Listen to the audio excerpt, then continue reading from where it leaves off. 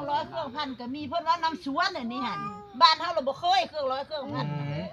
ฮักรักบ้านแล้วมีหัวหมูกาหน้าหมูเยอะตัวงามมาเลี้ยงมาเกลือมาเลี้ยงเหลือมาเกลือเฮออิ่มอันนี้ก็มีคัน5ตกคัน6ไว้มีสิหัวขาว20หัวงอกมี3เท่า9นุ่มนี่ล่ะมาขอขอห้องมาขออ้อนขอย่อมมีคัน5คัน8ขออ้อนขอย่อมละขอเก้าขอขวัญผู้เจ็บผู้เปลี่ยนให้ล่ะผู้กวานให้ล่ะเมื่อหาห้องแล้วบัดนี้ล่ะน้ำชวนนี่ล่ะแม่นว่าคนบักไหมทับผัวทับเมียตายแล้วอันนี้เราไปชอบมาหาเพิ่มแล้วได้บาทนี้ฮะก็ผัวให้แล้วเนาะชอบมาเพิ่มละบาทนี้เพิ่มฮักษาเอา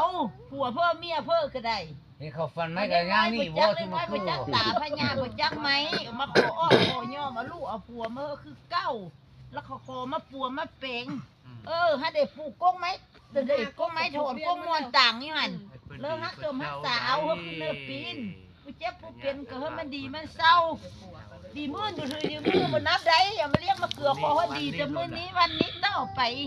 แล้วก็โคเก้าโคขวัญเพิ่นมา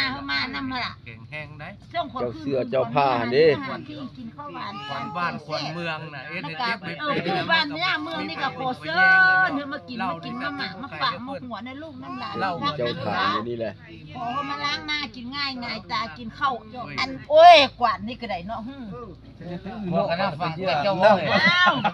ว่าฝีระยะเนาะล้างหน้ากินง่ายง่ายตากินข้าวโคเซินมา